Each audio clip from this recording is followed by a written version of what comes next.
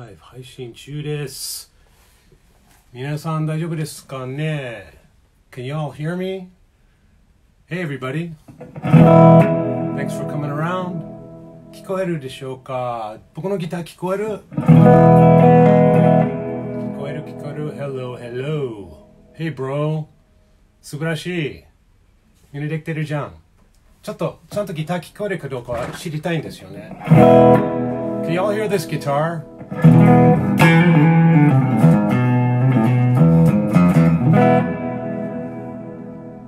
Sounds like you can hear it, right?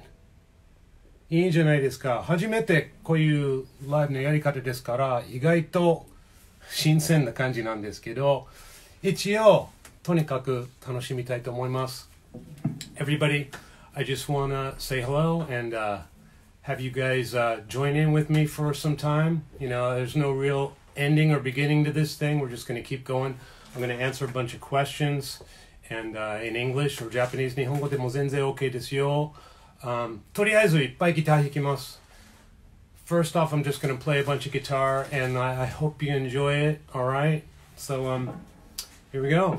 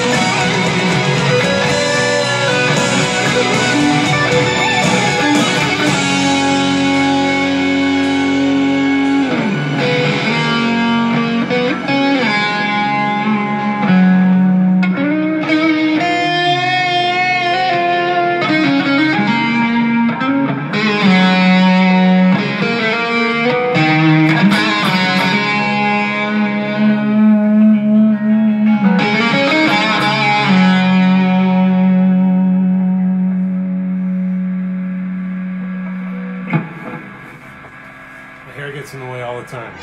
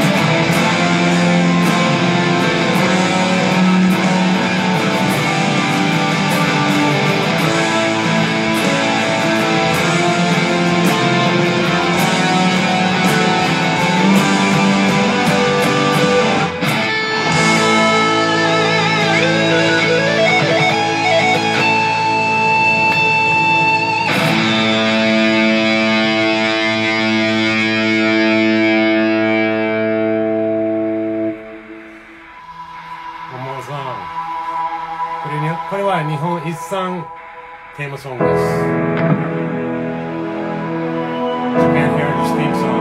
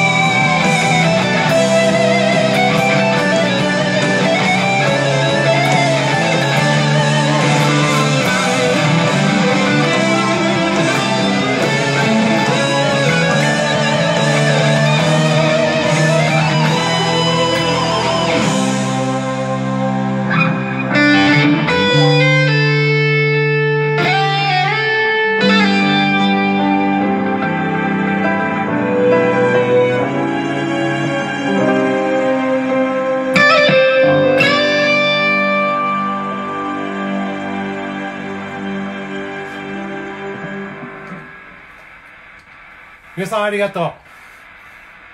Thank y'all very much. Thank you so much for coming around, checking it out. And the comments are going by so fast.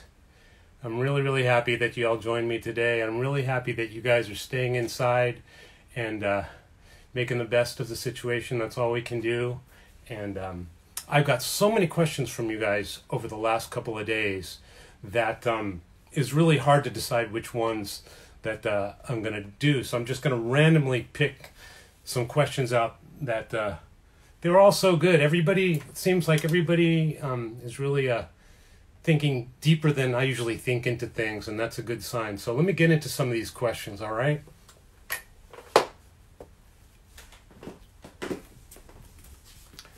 Yosh, yosh, yosh, yosh.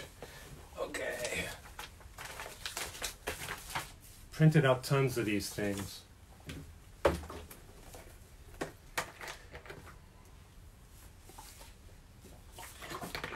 All right. Of course, please do feel free to ask questions as we're doing this. I'm going to be reading your comments as we go. And I see some good ones right here. How did you develop your guitar playing? We're going to talk about guitars. We're going to talk about guitar playing. We're going to talk about everything else, too. It's not just going to be about guitar stuff and music stuff, you know. So let's just start right here at the beginning, all right? Here's one from Adam. It says, hope you and your family are all well. A personal question. I've been struggling a little bit the last few weeks since COVID-19 took over normal everyday life, and now I feel like I'm being consumed and overwhelmed by it daily.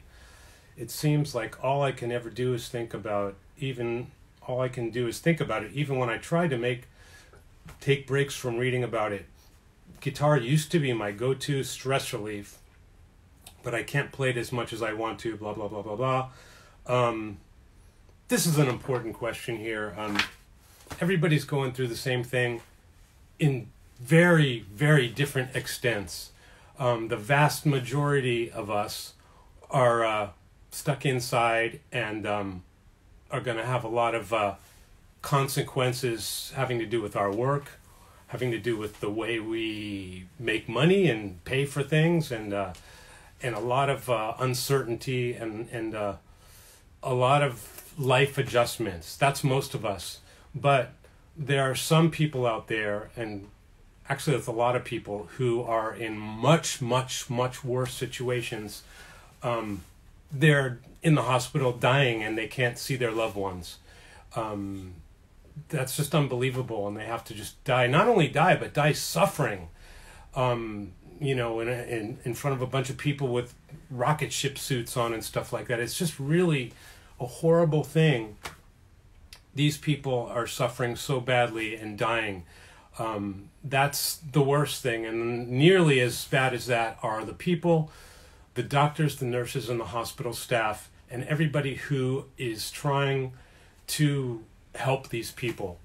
I can't imagine what they have to see on a daily basis, how they keep their heads up and how they keep from breaking down, because it's just got to be so hard to look at. And I know they're trying their best to help these people, and there's only so much they can do, and they're doing everything they can. Those are like superheroes that when we come out of this whole thing, those people and the people working in groceries and food and delivering things and all the people who are really still working now, those people are superheroes. But the thing the rest of us can do is we can lessen the burdens of those people in the hospital staff and things like that, the doctors, the nurses, and all that. We can lessen the burdens of everybody. It's a big sacrifice on our parts, but at least, like, at the end of the day, you know that you're kind of, if you just stay in and don't go out and don't do anything that risks you getting sick, not only does it keep you from getting sick yourself, it also lessens the burden of these people who are in the hospitals every day and all the other people out there. So if nothing else, just please stay in and think about those people. Of course it sucks. It really sucks. And people are going to really lose a ton of things that they're used to having. And there's a lot of adjustments that are going to happen in the next couple of months and maybe years. But, this is one situation where everybody can help people. You know what I'm saying? Everybody can help by just staying in and not spreading things and not catching anything yourself. So that's pretty much the end of my rant on that thing. But, you know, sometimes you feel completely hopeless, but at least what you did by staying in and not spreading anything and not catching anything, what you did was you lightened the burden for the people who are really dealing with this stuff, like the doctors and the hospital staff and nurses and all those people. And thank God for the people in the grocery stores and all those people. All right, so that's enough of that. Let's talk about some fun stuff. じゃあ日本語もやらなきゃいけないんですけどね。だからとりあえず短くすると、なんていうかな、今からいろんな人生の調整が必要だと思いますね。本当に辛いと思いますが、一番辛いの人たちはもう病気で亡くなる人ですね。あとその医者たち、看護婦さんたちと病院で働いている人たちは信じられないほど辛いと思います。その風景を毎日見るなんて、それももう永遠まで忘れられないし、すごい落ち込むなんですけど、あの人たちはいきなりヒーローたちになりましたので、あの人たちをどうしても応援したいんですよね。だから応援できるっていうか、僕ら本当に今回は応援できることがありますよ。そのことは出ないっていうことですね。感染されないように、感染しないように、病気にならないように、とにかくできるだけ家にいてください。そうしたら少しずつ一人ずつその医者さんたちの負担が減るんですし、自分が何かできてるという達成感も感じるんですので、本当に辛いと思いますけど、とにかくしばらく家にいてくださいね。だからそういう政治的な話は全然しないなんですけど、とにかく僕らはできることはそのぐらいですよね。だからそれ一緒に頑張りましょうね。外でないように家の中にできるだけ楽しいことを考えましょう。お願いします。じゃあ let's get to some more questions. Alright, here's kind of a long question. Let's go to some shorter ones. Okay, how was the whole process of moving to a different country, continent? How much planning did you do before finally deciding, oh, now I can do it? And did you ever wonder if it was the right choice? I mean, were there moments when you had doubts and when there was a moment when you finally thought, okay, this feels right? Okay. 全部日本語でやれないんですよ。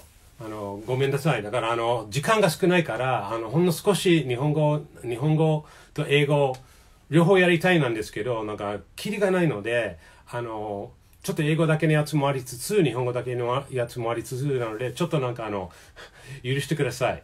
So the question was, when I came to Japan, I know a lot of you people out there are considering moving to a different place, and I get questions like that all the time. Of course, let's wait until everything settles down with all of the health concerns. But I think if there's something burning inside of you to do something or try something, you know that. It's not really like a question of, oh, should I, shouldn't I?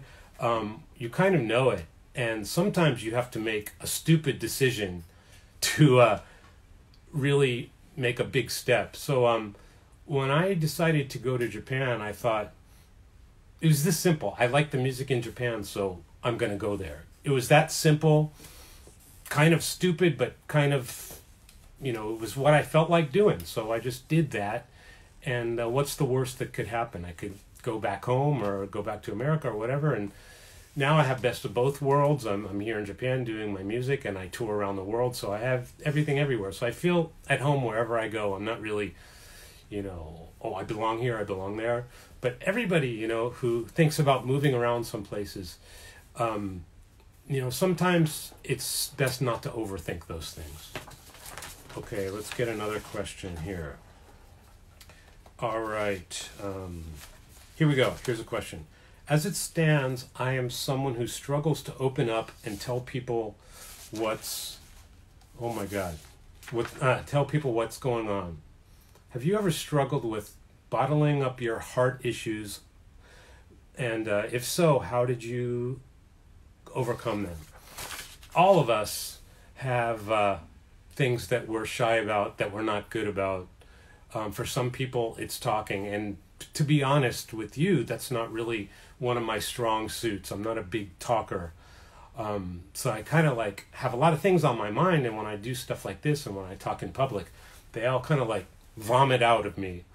And I think the only advice I could give you is to force yourself into situations where you have to face your weakness. In this case, your weakness is kind of a speaking in public, I guess, and holding things in. Sometimes it's best to hold things in. But I think you have to force yourself. The only way to do anything cool is to force yourself to do it. Okay, so let's get another thing in here. Okay. I have one simple question. Metal or pop? Okay, metal or pop? How about music? I like a lot of pop. I like a lot of metal. And so music. 日本ではそんなにジャンル分けはしないなんですけど、海外ってすごい厳しくジャンルを分けるので、よくなんか向こうの人たちはメタル好きだったらポップ聴いちゃいけないっていう意識があるんですよ。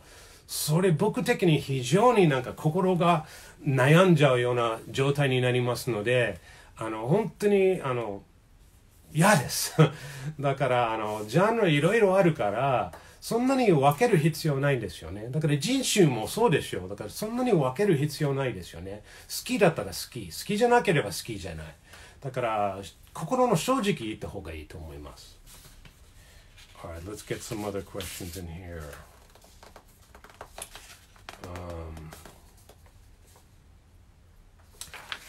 Are you planning to go on tour once this virus is over?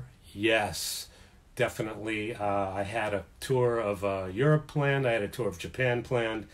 All of that stuff, thankfully, got canceled before it happened. But I just feel so terrible for the bands who are on tour when this thing all happened, and they had to cancel tours, and just the amount of money lost and time and just hellishness. I was very lucky that my tours had not started yet, but I was about to announce tours. But the answer to that question is yes.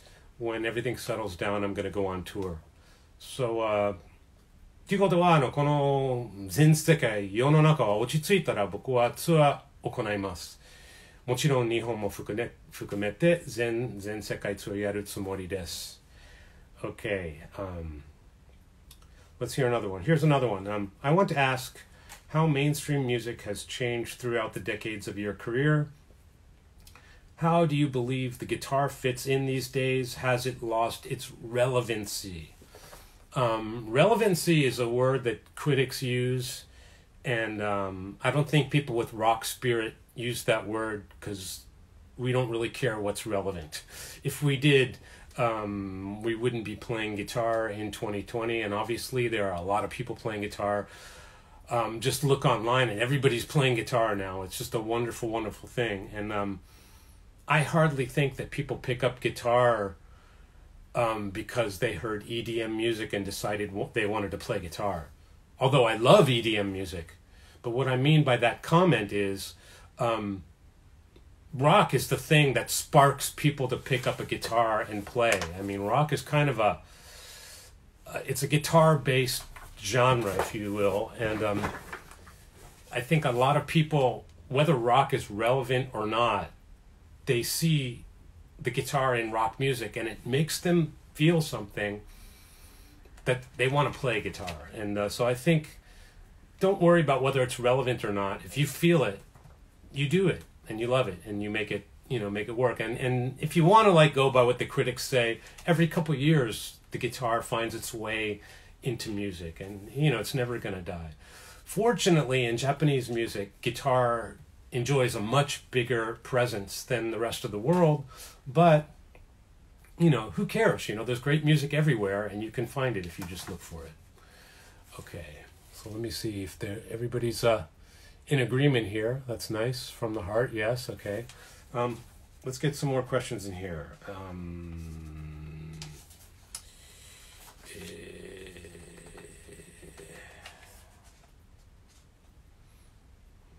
how much money to shave my head? Okay. ハゲにするならいくらかかるんですか？賄賂という話なんですけど、1億円もらったら坊主はしません。I don't think I'm gonna shave my head because I did it once and it sucked. Right around the early 2000s, I cut my hair off really short. It was a big mistake. It didn't look good, and I liked it for a little while. The cool thing about cutting your hair off is you get more respect outside of the world of rock. When you go to an airport or something, they don't check your bag so much, and you just get more respect. I don't know what it is, you know, when of course, when you're in your element, you know, you got your fans and your friends and they love you, but outside of that, you just look like a long-haired freak or someone who's like in a completely different time era, you know, and I don't care. It's the only thing that works, and it's the only thing that looks good when you're headbanging, you know. I remember when I had short hair, I was headbanging, it just sucked. Didn't feel good. So, 絶対髪の毛を切りません。期待しないでください。全然似合わないので、いくらお金もらっても坊主はしません。Okay. You lived in San Francisco and LA for a while. What's your opinion on those two cities? What did you like and hate about them? Didn't hate much about either of them. I didn't like the weather in San Francisco very much. But the thing I loved about San Francisco when I lived there is it didn't go through gentrification. I can't speak English anymore. You know, when everything is a chain and everything is, you know, Starbucks here and TGI Fridays here and everything is a chain, you know, and there's so many cities, especially nowadays, not only in America, but all kinds of places where they're starting to look exactly the same, and that's just so sad. So incredibly sad.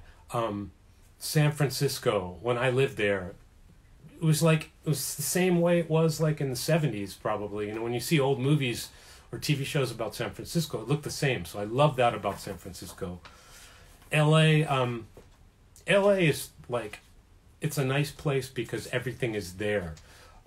I strongly suggest, once this, you know, virus thing is done, if you want to raise your chances of making it in the entertainment business or music business or anything, with one move, you can already raise your percentage of making it, and that is to move to LA. That's it. And, you know, you can talk amongst yourselves about that. But there's just no question that's the center of the entertainment universe.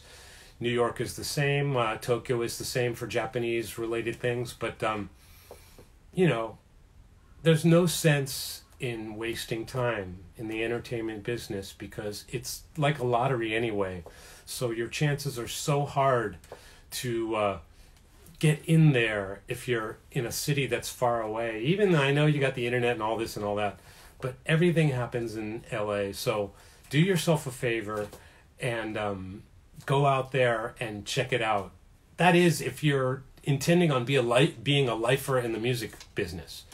If you're not, then that's perfectly fine to be in Kansas City or wherever else you like. I mean, I lived in Arizona, and to be frank with you, I liked living there more than LA because it was just so chilled out.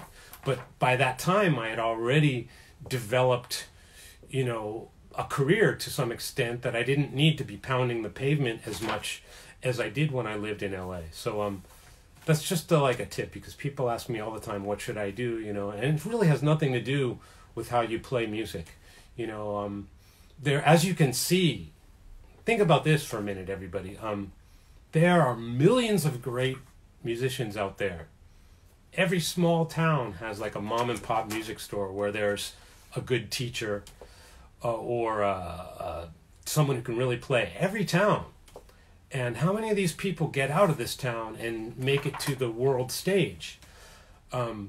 So what does that mean? That means that, of course, you have to be able to play music and make music and create music. But making it in the world of music and entertainment and making it as your life requires different kinds of sacrifices that have so little to do with music and none of them are fun. They all require, not being able to be with people you love. They all require being poor. They all require kissing ass. They all require being in the right place at the right time. They all require all kinds of things that suck.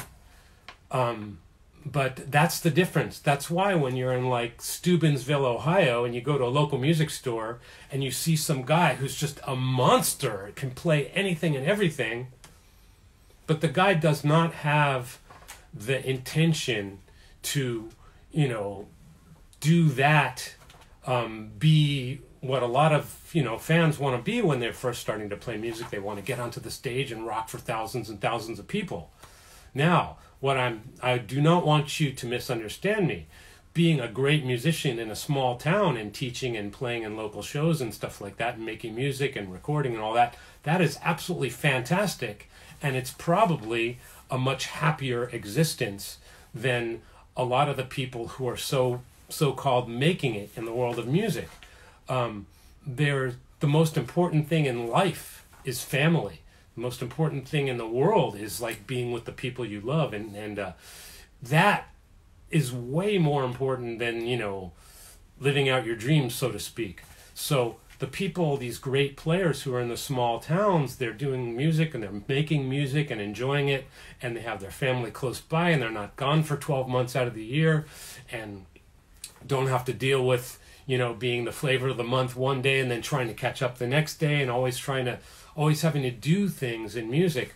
Those people are really, really the intelligent ones, I tend to think.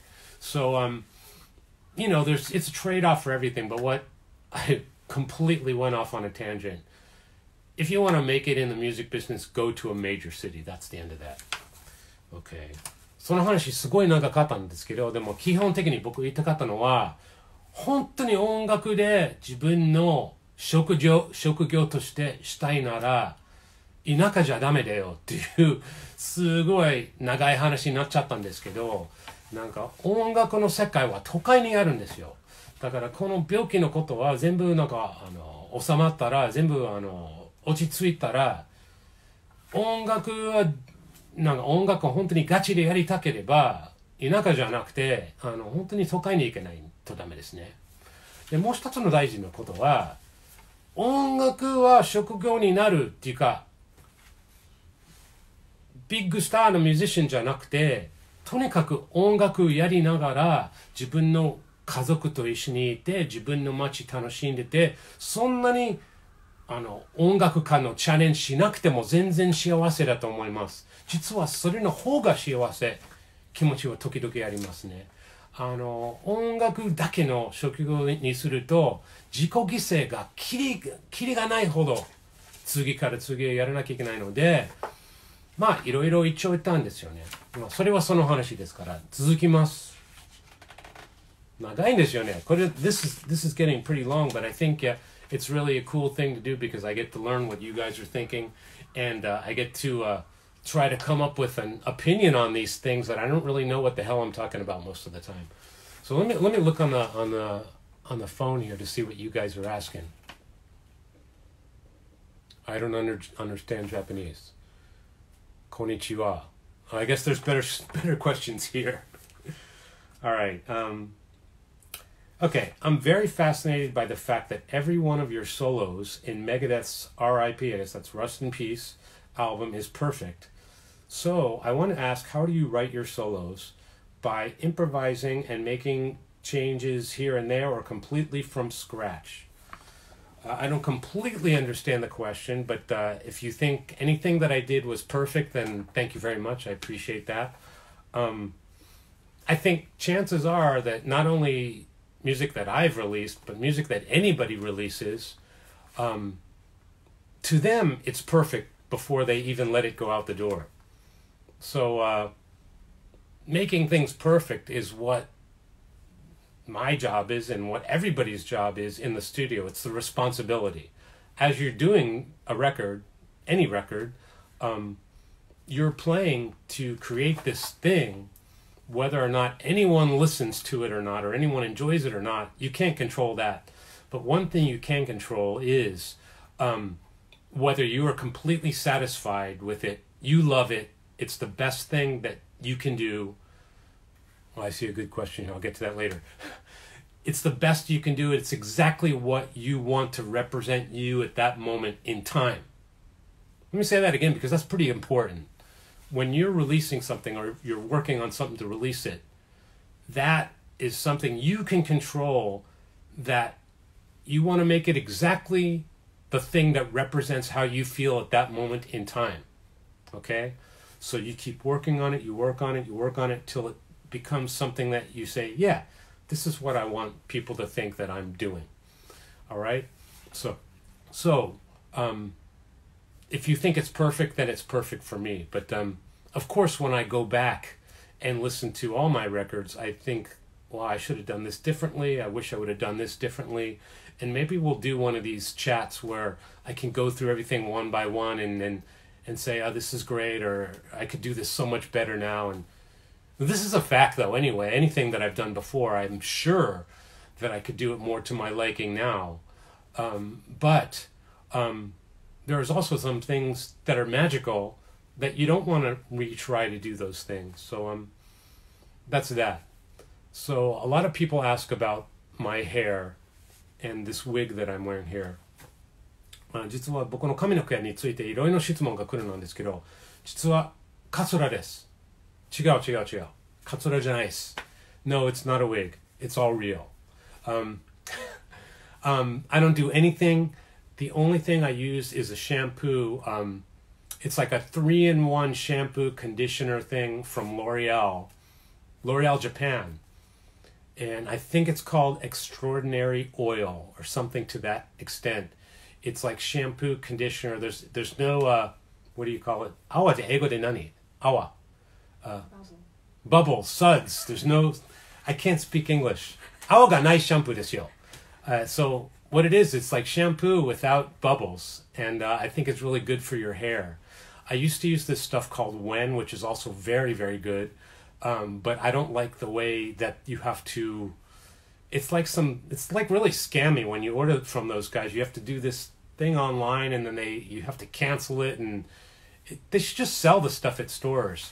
But since they don't do that, L'Oreal came up with a product that's exactly the same, maybe even a little bit better. And so I use that. It's L'Oreal Japan, and that's it. And then you wash it and go.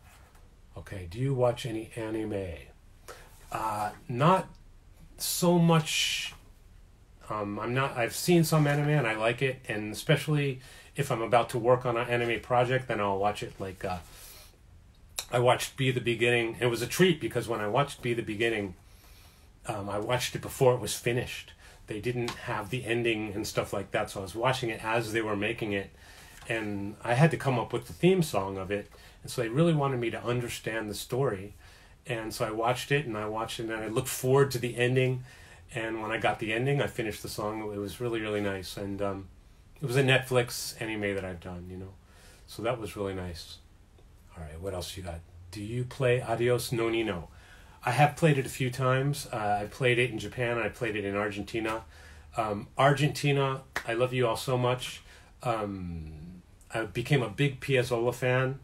And I went to play Piazzolla's music in Argentina, which is insane because Piazzolla is like a natural treasure of Argentina. And for me, this like white guy from the East Coast living in Japan, to go all the way to the home country of Piazzolla and play it in front of the people in Buenos Aires, that took a lot of cojones, took a lot of balls. And the people were so incredibly warm and forgiving. They allowed me to do it my way, and I'm sure there was criticisms because I don't do it. I wasn't born in Argentina, but I feel that I have a very important kizuna te nani? Kizuna bond. I have a very important bond with the Argentina people, and yeah. So that kind of gave me the courage to do that. All right, so what else? Okay, 日本語の質問をやりたいと思います。日本でライブをされる予定ありますか？最近ペヤング食べてましたか？ OK、最近ペヤング食べてないんだよね、そういえば。実はなんか響きが良くて美味しそうかも。ペヤング欲しいです。ペヤング食べたいです。I did this thing on TV where my hair looks like this yakisoba noodles, cup noodles type of thing, and a bunch of people picked up on it. And so after that thing aired, people were like bringing me this cup noodles everywhere I went. And it was kind of funny, but my hair kind of looks like yakisoba, and I really enjoyed eating it. And all the people gave me so much. Oh, I've got one. My AD is bringing some yakisoba. This one right here. This is a classic. It's good like it is, but they've got a really hot, spicy one that's even better. And if you put like some pork in it and maybe some vegetables in it, some big pieces of broccoli and stuff, it becomes kind of a healthy thing. And I really like it. And I mentioned that to someone on a TV staff, and they're like, "Oh, we got to put you on TV talking about it." And it was a little bit embarrassing, but like it wouldn't be the first time I've done embarrassing things on TV. So there you have it. で、日本のライブ予定あります。でももちろん今発表できないんですけど、すごい楽しみにしてます。Okay. What was your experience like meeting Tim Henson from Polyphia? I know you played with him in Hong Kong. Yes. My band played with Polyphia in Hong Kong. Where else did we play? We played in Singapore, Thailand, Manila, a bunch of, did we play in Japan? It was a great, fun little Asia tour. And Tim Henson was a super cool guy and a really neat guitar player. I mean, really has a lot of interesting ideas. And I really like when guys are doing things that when I first listened to it, it sounds different. And it just sounds like, oh, that's interesting. I wouldn't have thought of doing that. And he's one of those guys. And their band, Polyphia, probably is getting a lot of people excited about guitar. And I love that. So it was great. We toured together. I think those guys party a lot harder than my band and I do. I don't know how to party like that, because a lot of those shows, we would get up at like 5 a.m, go to the airport and go to town and do our sound checks and meet and greets and all that stuff and then do the show. And those guys were like, as soon as anything was done, they were partying. So I have a lot of respect for that.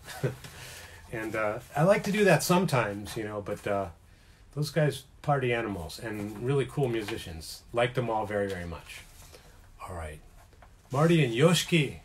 Yes. Yoshiki is from ex-Japan. He plays piano and also drums and writes a lot of the music and is a very important member of that band and a really big inspiration for me. One of the first reasons I came to Japan was because I was just crazy about the band X. They had an album called Jealousy, and I could not stop playing that thing. Loved it, especially Say Anything, my favorite X-Japan song. And eventually I came to Japan, and Yoshiki and I played on TV maybe about a year ago. We played Endless Rain together. It was just me on guitar and him on piano. And then we did like a little talk show, and it was just an awesome, awesome thrill. I hope we can do it again. And he's just a really good example of a very creative musician who breaks genre rules. I mean, ex-Japan's music, some of it's super, super, super heavy, and some of it is like really, really sappy ballads. And that rule is like, it doesn't work out of Japan, but I think ex-Japan made it even cooler than it really is by doing it in Japan. So let me say that in Japanese a little bit. 吉木さんと一緒にテレビでエンドレスレインやったことがあるんですけど、それは相当楽しかったです。僕は日本に来た理由の一つは、僕は x Japan の大ファンでしたから、x Japan の影響でやっぱ邦楽いいなと思ってたんですね。で、何がいいかっていうと、ゴリゴリメタルとベタベタバラードは同じアルバムに属するって、それ不思議と思ってて、で、まさにエクストラパンはその感じだから、感動しましたので、それは僕のキャラのど真ん中ですね。僕の攻撃的なゴリゴリの音楽大好きなんで、同じほどベタベタバラード大好きだから、両方の表現を見せたいです。なので、エクストラパンはまさにその感じですから、その影響で日本に来た。で、本人と一緒にテレビでデュエットして、すごい光栄でした。で、ずっとYOSHIKIさんもエクストラパンずっと応援したいと思います。で、また一緒に何できると非常に嬉しいです。Alrighty. What else we got here? Oh, okay, here are some names that I recognize. Michael Francis. Michael Francis, from my hometown, Washington, D.C., Baltimore. He says, do you think any chance you and Tom Gaddis will be writing again in the future? Now, Tom Gaddis is a very good friend of mine, one of my friends since I was 14 years old. Still a very, very close friend now, and I would always welcome the chance to work on music with him again. And we send things to each other back and forth in email, so you never know. But it's nice to hear from you, Michael. I hope you're doing really, really well. And here's another name I recognize. Lori Childs. How you doing, Lori? Out in Boston, I think. Your guitar acumen has become so refined and masterful through the years. I paid you to say that, right? It makes people feel deeply through the language of music. Do you have this in mind when you're writing, or is that just juju? Juju? What's juju? Your heart traveling through your hands. You're too kind. I love that you feel that way about my music.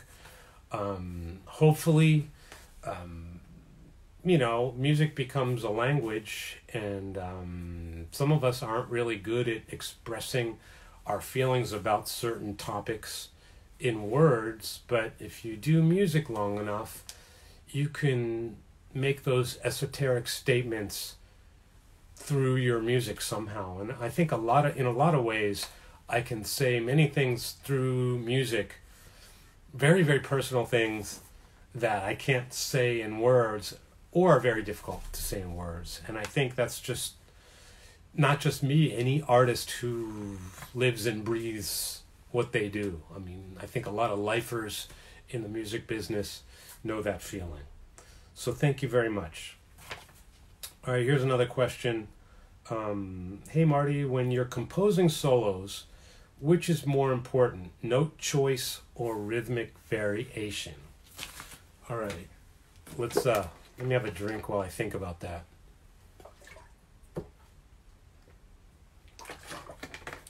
Composing solos,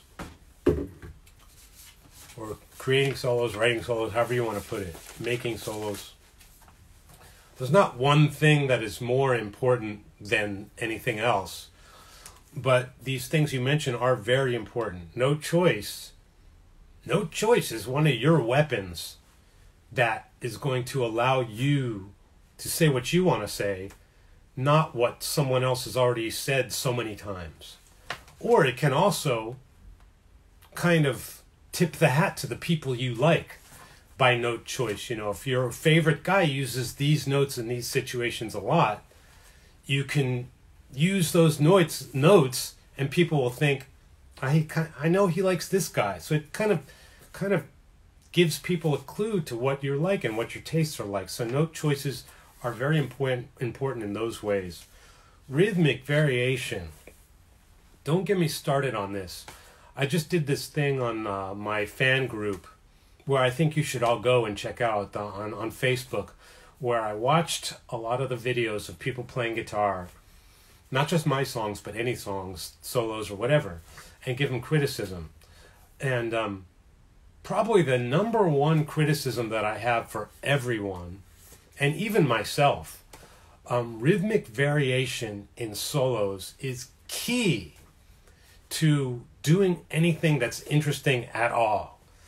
And what I find that a lot of people in the YouTube generation, so to speak, and what I mean by that is people who are really good, have a lot of chops, and are playing on YouTube, and They have a lot of people watching them on YouTube, and they just live on YouTube, and they're really great players and have a lot of abilities. But when you listen to these guys, I find this similar thread that kind of immediately turns me off to their playing. And what this is they all start their melody or phrasing on the downbeat of the 1. And often with the root of whatever key they're in at that point. That is like the weakest thing that you can do. Now these guys have spent a lot of time on their chops and have spent a lot of time working on guitar, but say, let me give you an example here. So say the chord's D, right? And they start the solo on 1, 2, 3, 4. It's just lame. Or they start right on the downbeat on the root, and that is just like, I'm guilty of doing that. And I remember when I first discovered that, I really thought that was a very non-interesting way to phrase things. I went back and listened to a lot of my music, and a lot of my old stuff had that same fucking problem to it. Like Dragon Mistress. I'm not plugged in anymore, but 2, 3, 4. It's all 1. It's all on the downbeat of the 1, and it's just like, oh, great. So I think rhythmic variation means having a melody that doesn't lean on the 1 when you start, especially on the root. But then, a lot of the great classic stuff does that. So, you can't say it's good or bad. But for me, I find it to be a common problem in a lot of the current chops guys, and even myself in the old days. And, you got to keep reviewing what it is you're doing. You got to be honest with yourself. You got to listen back to it and say, I could do this differently. And also, like, when you're coming up with the melody, you want to definitely try to be, this is your melody here, so let's do something cool. This is what people are going to walk away with. You might want to go. So, like, there's no 1 in the downbeat there. It's not downbeat heavy on the 1 anymore. And, you get a little more of an interesting motif to play off. But if you do all your things on the 1, and then you go into some, like, quadruplets, it's all downbeat heavy, and it's just really, you can really see through what your guy's lifestyle is, and the lifestyle is, what it's basically saying is, I don't really care that much about melodies.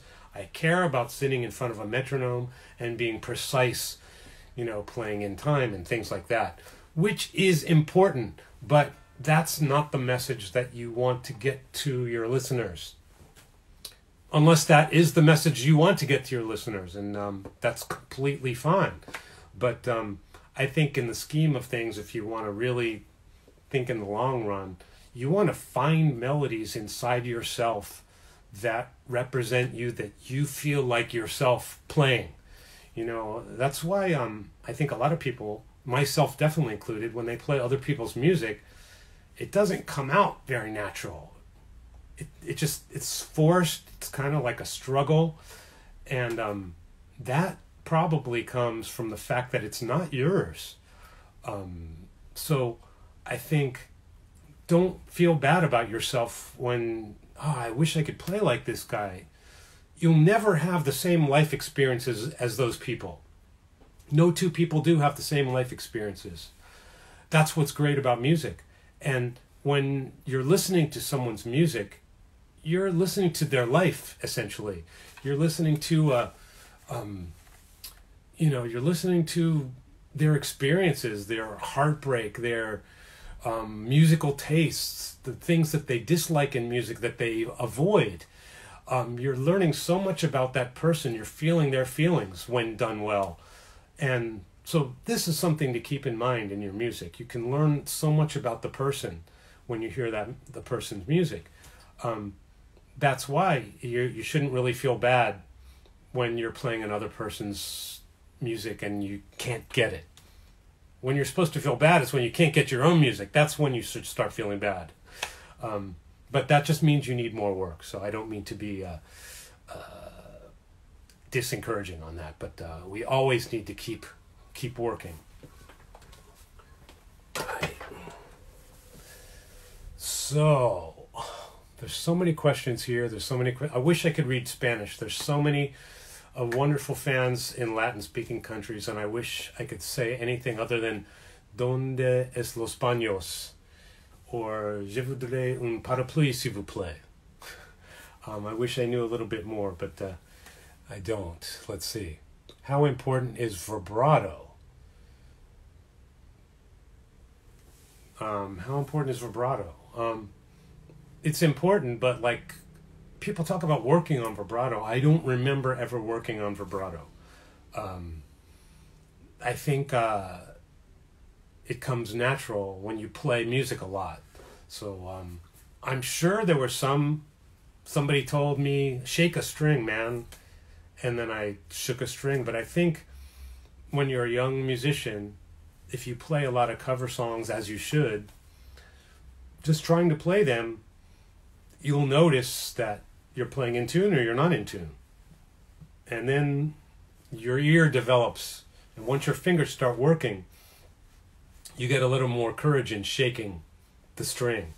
But I don't remember working on vibrato, so I can't tell you how to approach working on vibrato other than continuing to play, which is very bad advice, because there are a lot of great teachers out there who could probably give you super advice on that topic.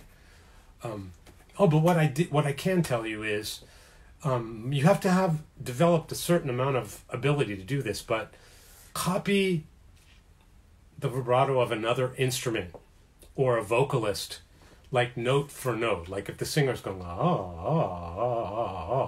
and shaking it, you analyze that with your brain and with your ear and try to find every little curve in that little person, in that voice, every little curve in that singer's voice, and copy that. So try to play along with a singer who has a vibrato that you like. It's really quite challenging, and I think I did that quite a bit when I lived in Hawaii. But it's useless to do that until you've been playing music for at least a year or so, a couple years, just so your fingers work. Keep stuff easy, man. Keep it easy for a long time. What's your favorite kind of car? I would love to have a 57 Chevy, more than anything, but I can't drive in Japan because it's on the wrong side of the road. So I don't have a car. And I love a 57 Chevy. 車について聞かれて、僕50年代のアメ車がすっごく好きなんですけど、日本の運転のやり方で僕の育ってきたアメリカと逆だから非常に怖くて心配で日本で運転することをしないようにしました。なので車も乗りません。運転しないなんですけど、あと日本の運転免許非常に難しくないですか？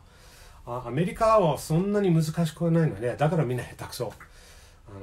だから自己祭りなんですけど、日本では非常に厳しい。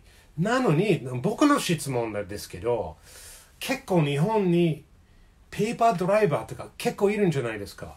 全然運転するつもりでないのにわざわざ勉強して免許すごい高いし免許を取って全然運転しないってどういうことですか？念のためとよく言われるなんですけど、念のためって何の念ですかね。どうせいくら免許取ってもちょっとなんかしばらく運転しないとやり方忘れちゃうんですし、ちょっとそれは不思議ですね。運転しないつもりのにペーパードライバーになれて、だからもしなんか答えてくれるんだったら答えてくださいね。Okay, so that's my driving story there. Okay, well, here's one that will hopefully help you guys a lot. your delay settings, please. Your delay settings.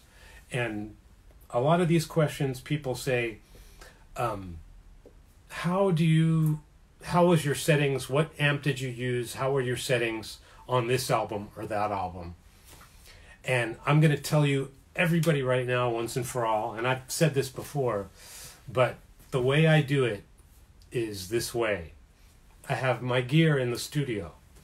And in recent years, I have an Angle Inferno Marty Friedman signature amp, of course. And I have my tech turn the knobs until it sounds like something I'm going to play with. You know what I mean? I'm not a knob turner. I don't know the theory behind what makes tone work. And I have a lot of admiration for guys like Steve Vai and Devin Townsend and probably most guitarists in the world who are really, really wired for that in their brains, and they love working with pedals and love exploring those things and get so many great things out of it. I don't have that chromosome. So what I do is basically round up the most gear I can possibly get into the studio, have the tech, have things set up for the part that I'm playing. So like what I'll do is I'll walk into the studio, play the part that I'm going to do. Okay, here's the solo I'm going to do, or whatever part it is, rhythm, clean, whatever.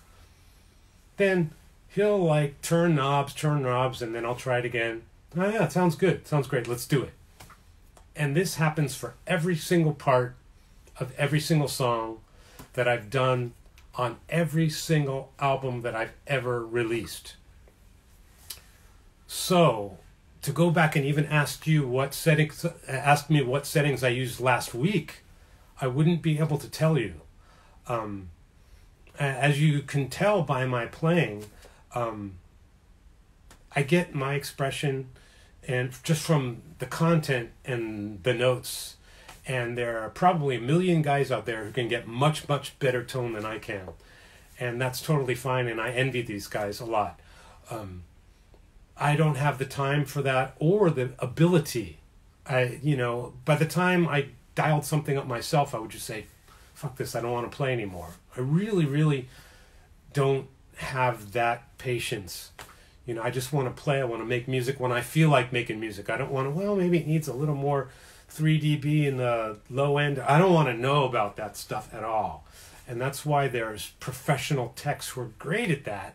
And I just love surrounding myself with people with that talent.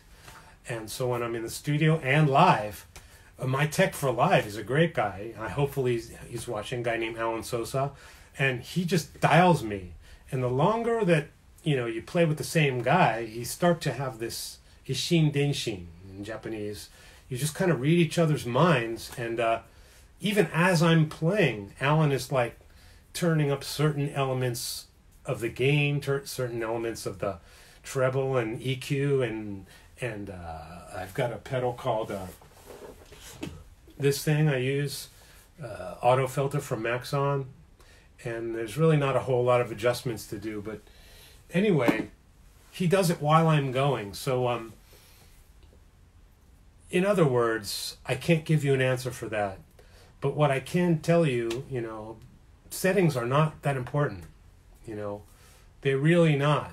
If what you're playing is what you feel like playing, of course settings will make you sound better if you have that talent and ability or someone to do it, of course. But I think content is, 日本語は最優先なんですけど, top priority is content.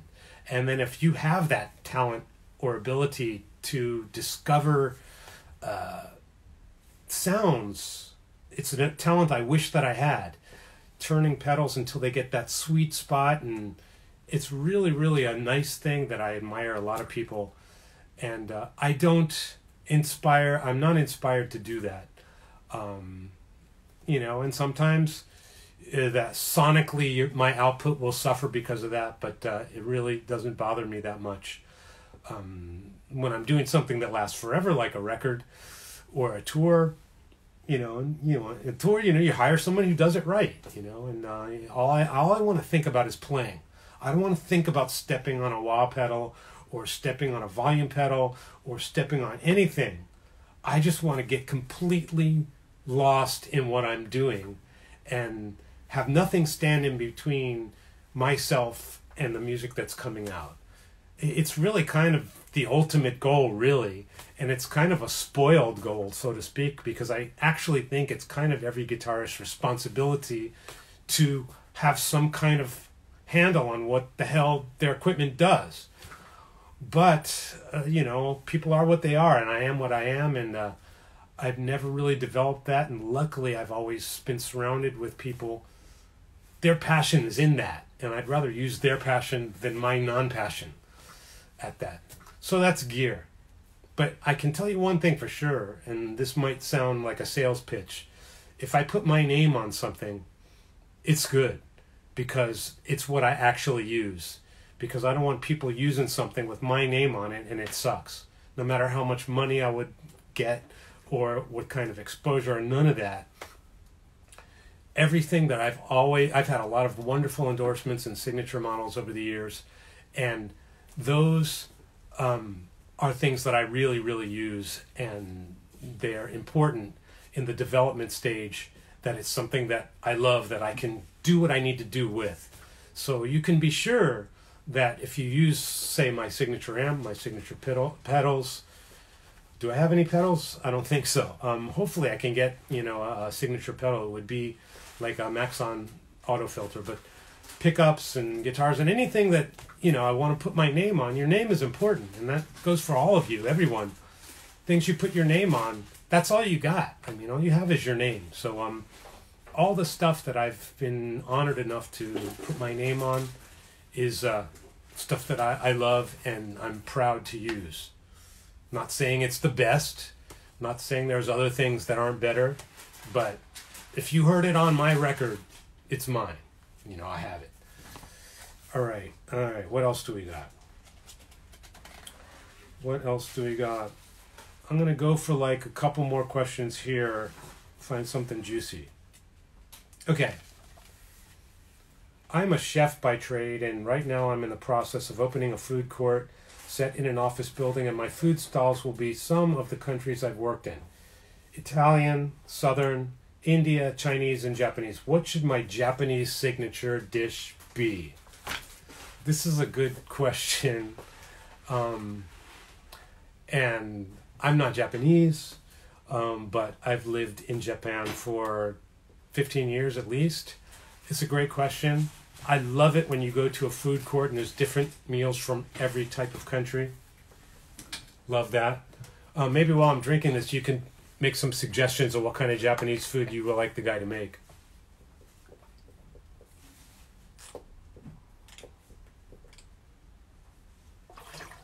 Hi. I see ramen, I see yakisoba. I'm going to say this. Anything but raw food. No raw fish in the food court. That's one thing I got to say. And anything dealing with raw food, you want to do it the way they do it in Japan. And I don't know how you would do that outside of Japan. And that's tricky. So I'm going to say anything but raw food. Of course, I know nothing about cuisine, but raw food. All right, let's get some of your questions here. What are you drinking? 今何飲んでますか? 麦茶です. I'm drinking, I don't know what it is in English, barley tea. And I drink a lot of tea. I'm not really a coffee guy. Maybe you guys are tea guys, coffee guys. I like tea. I could go through maybe 3 or 4 of these in a day, easily. I like it. Come back to Indonesia. I loved Indonesia. God, it was such a great country. So many really, really beautiful people and friendly people, and people really into music there. So I will definitely be going back. What else you got in there? Tea is good. Yes, tea is good. Coffee. Not really a coffee guy. I know so many people who just can't live without coffee. People in my family. But yeah, I just never really got it. Do you like Ghost? Yes. Oh, okay. I know how I'm going to close this thing out with you guys. When I got these questions, so many people ask me what I'm listening to, and so I just grabbed a bunch of CDs. I have tons of CDs. I'm just going to randomly go through them. All right. So I'm going to talk about whatever CDs I pick up. All right. So, do you listen to classical music? Occasionally. All right. How much water do you drink a day? I drink a lot of water, a lot of tea, but my favorite drink of all time is an ice-cold Coca-Cola in a can. You can't beat that. The closest thing they have in Japan, it's called Mets Cola, and that is just as good. But Coca-Cola in a can, ice-cold, nothing better. Sorry. All right. So anyway, what I'm going to do here is I'm going to go and I'm going to read through some of my CDs here.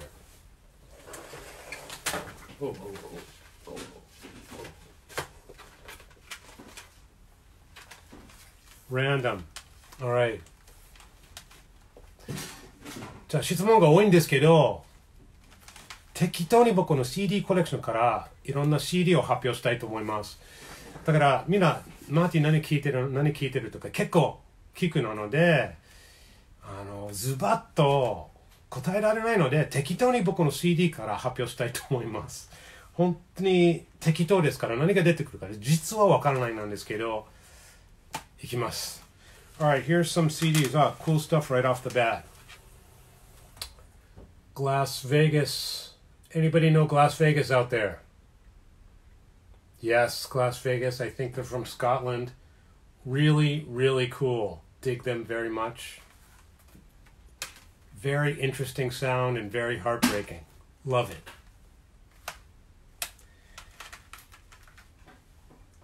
This is a Japanese band called 9mm Parabellum Bullet. 日本で言うと9ミリ. I would definitely recommend this to anybody into extremely cool guitar heavy rock. Love this record. 9mm Parabellum Bullet, very cool. Great guitar playing. It's like metal without any of the lameness that sometimes happens in metal. Oh, speaking of metal, listen to this. Cross Faith. Oh, skincare routine. Skincare routine. All right, let me give you some quick skincare advice. First of all, everybody should be wearing masks wherever they go outside now for a while. As soon as all this stuff settles down, take the masks off. But out of courtesy to other people, please wear a mask. Wearing a mask is great to keep the sun out of your face. And I use a proper moisturizing soap called NOV. It's called Nove. And it's just a basic washing cream.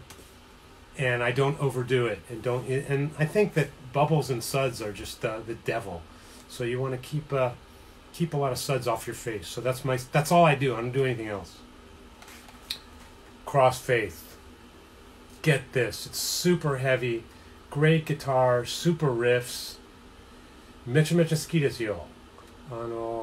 一回コラボしてすっごく楽しかったです。Definitely recommended for people into heavy hard music. Now we're getting into something I really like. The Shangri-Las. This is a compilation, really good one.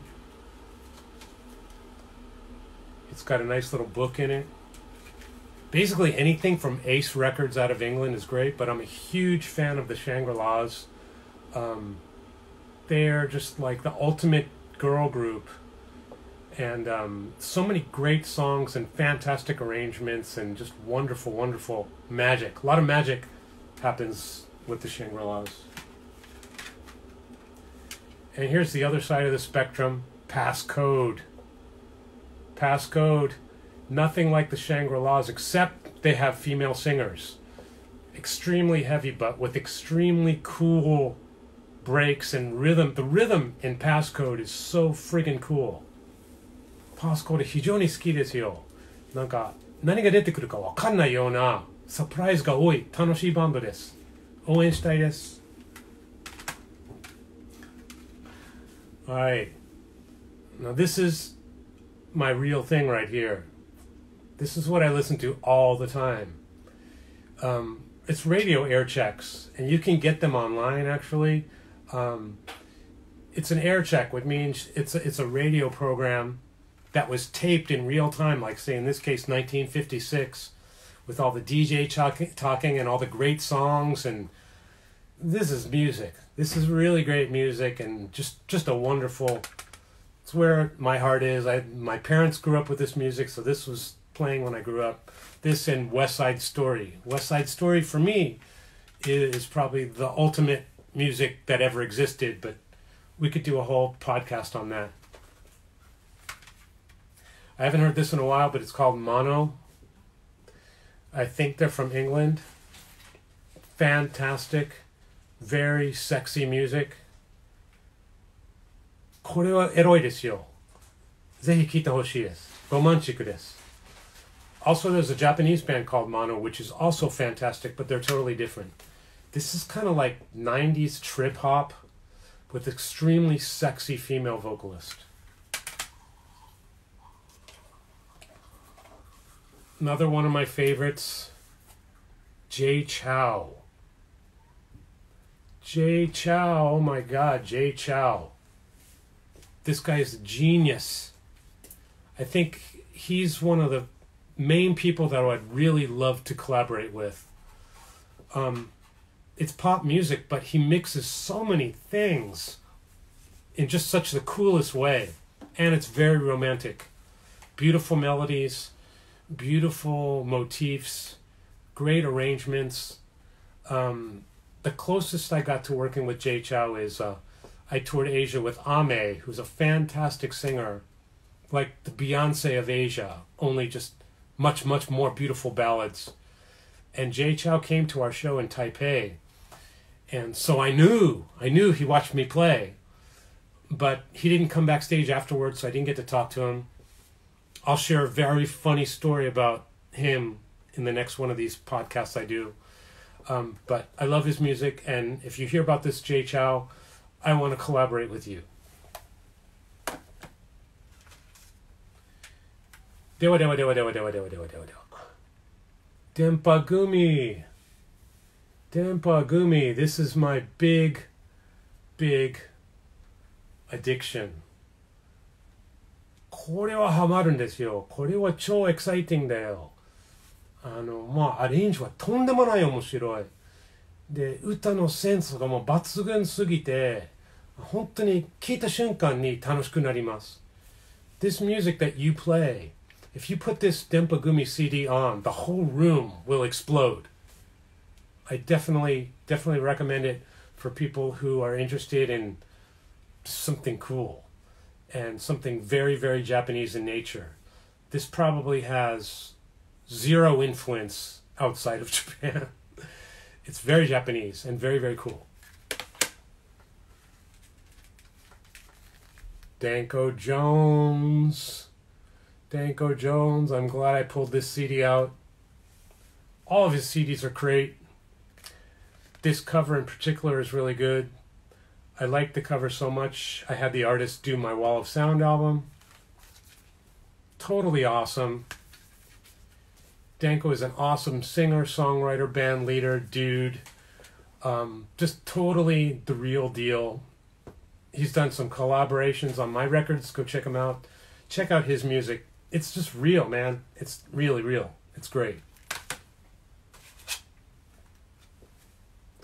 The Shirelles.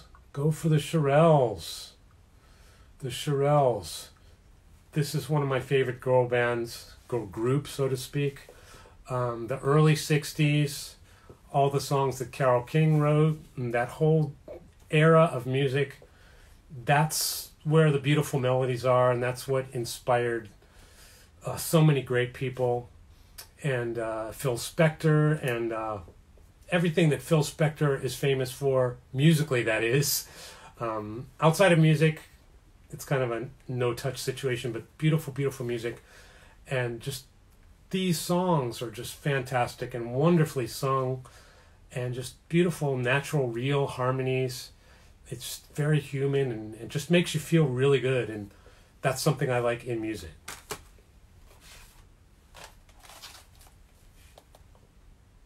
Ayaya des Matsuraya. She is probably one of the big reasons that I wanted to come into Japan, because her music is just kind of really, really crazy, especially around this period.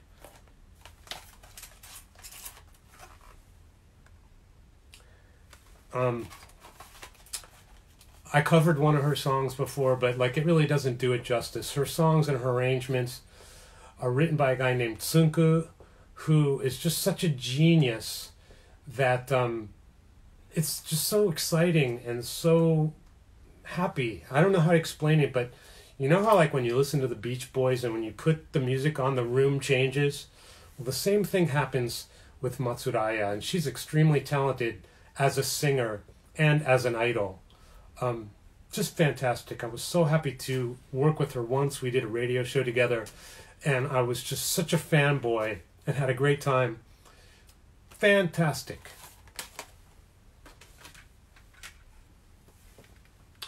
Who's got this Kiss album?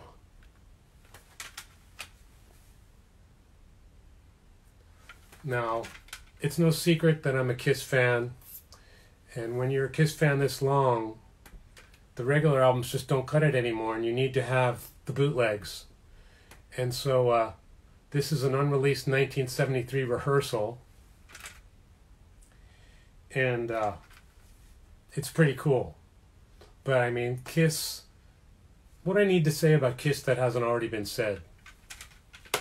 Pretty much the ultimate as far as inspiring people to get up and rock. So many people in so many different generations have been inspired by them, and I get it. I mean, I totally get it. I mean, if it wasn't for Kiss, none of us would be here probably. Elton John.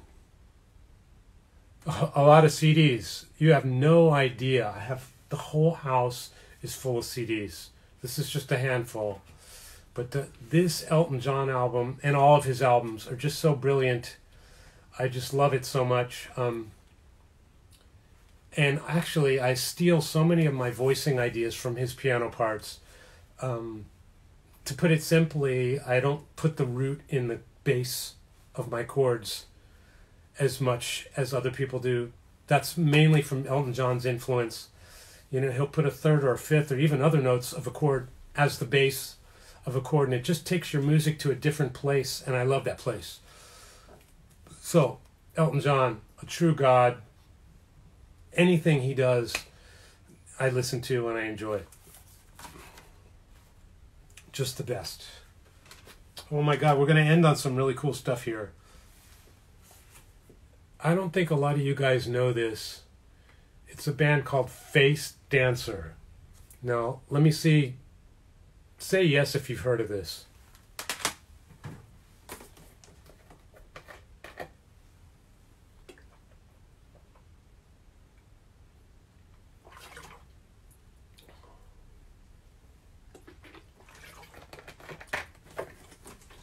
Not a whole lot of people know it. Face Dancer is a band from Maryland, my hometown.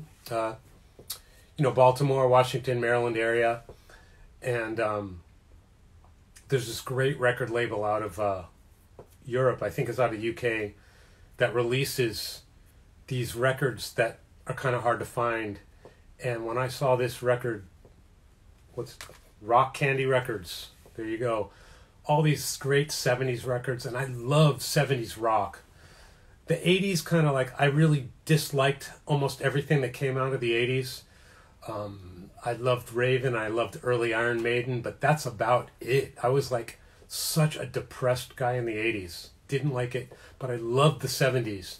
And so this is Face Dancer, and they were like the band in the Maryland area. And the guitarist, Jeff Adams, was so brilliant. He still plays brilliantly today. So brilliant. This album is just so tasty guitar-wise and song-wise. You know, a lot of success has to do with being in the right place in the right time, and a lot of things that luck, you know. They were the top of the hill in Maryland, but they never really quite, made it into the mainstream, although they have fantastic songs. This album was a big one for me when I was like 14, and I still listen to it every once in a while. Great guitar playing, great record. Face Dancer. The last one, I wish I had something that had more of a deep meaning for this last one. But I'm going to go with this just because it's here. It's another one from the 70s. Who knows the Gods? Anybody know the Gods out there? The Gods. Yeah, Jeff Adams. He's the guitar player from Face Dancer. The Gods, okay? This is rad. The first Gods album. When I was a kid, it was Kiss, Angel, The Gods, Stars, who else? Legs Diamond, Moxie, Yesterday and Today. I'm sure missing out on all these. Riot. Oh my God, I love the first 3 Riot albums. After that, I completely jumped ship. But the first 3 Riot albums were fantastic. The Gods. This one, it's like I don't know what it's like. It's like kind of Leonard Skinner meets Kiss. It's kind of southern rock and roll, but I love it. When I saw it came out on CD, I got it right away. There's some great lyrics. The lyrics are just fun. I wish I had a more poignant album to bring out to you to end this thing, but that's just like a handful of my record collection. It's incredible how he still looks so young. Thank you so much. You're too kind. I'm so young, but I'm busting out these ancient albums from the 70s. But I think the key is, you got to keep your feet in the absolutely newest stuff as well, because a lot of times musicians in particular tend to go back and say, well, music was so much better then, and it was so much better then, blah, blah, blah. And they're missing out on so much great stuff that's happening now. Really, really, like I introduced a bunch of these in this. This is really just a random sampling of what I just dug out. But there's a lot more new stuff that there's a great band called Toriko. I don't know how to say it in English. In Tricot. And they're fantastic. And there's a lot of new stuff. And Sakamoto Maya.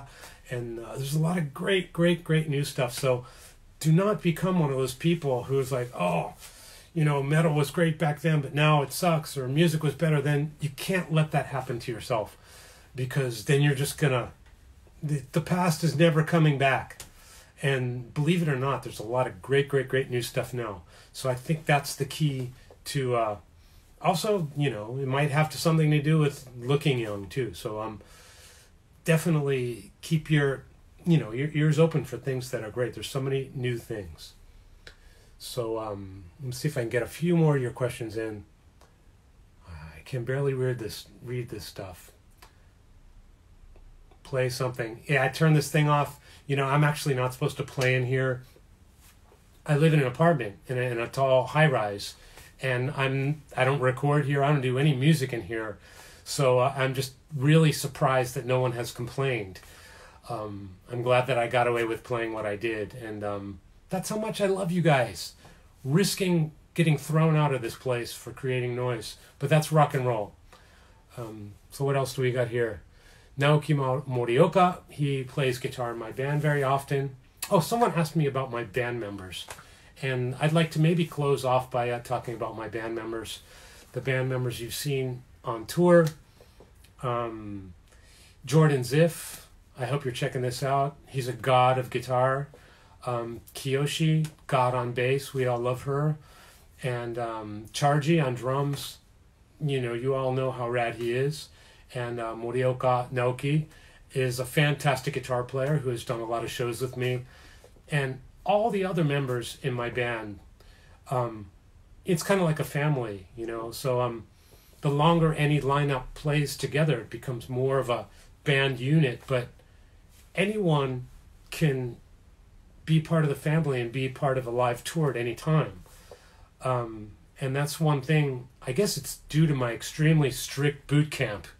Once you've made it through the boot camp of my band, you're in for life. You know, there's great people like Ben Azar from Israel, but he's too good looking to be in my band, so I think that I might have to put no for him. But no, I'm just kidding. He's such a fantastic guitarist, and he did one of my European tours. Really, really fantastic player. And Ron Jarzambek, Jesus Christ, what a player he is. Chris Guittaro and Yotan. Yotan did the tour of India with me. I just did, and Joe Nunez played great drums on that Indian tour. And we just did a festival there. God, if I'm missing anybody, Chris Guittaro played on my live video. All the members who played in my band have done really a lot of important things outside of my band, and I really want to support them in anything they do. So when it comes time for me to tour, I'm just like, who wants to come? And it always turns out to be a very band type of thing. So everyone, you know, I love everybody who's been in my band and everybody who's come to the shows and everyone here who support me doing this kind of thing. And I really just can't wait to make music for everybody. This whole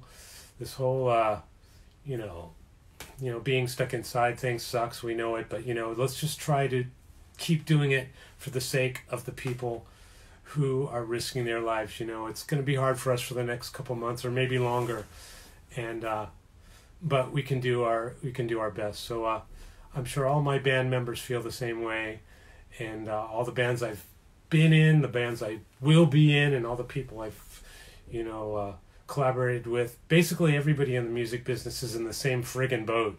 You know what I mean? So let's just try to keep positive, keep making music.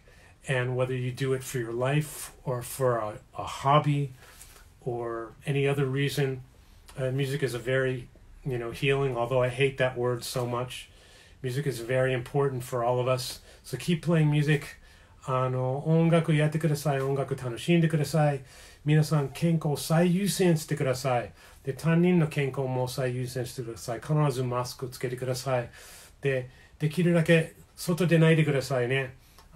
みんな同じ状況だから一番大変な人たちはスーパーの人たちとか配達の人たちとかもちろん病院の人たちとか病気の人たち信じられないほど辛いですのであの人たちのためにちょっと自己犠牲しましょうね。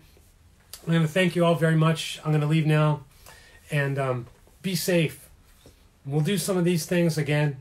You guys are fantastic. Thank you very much. Later.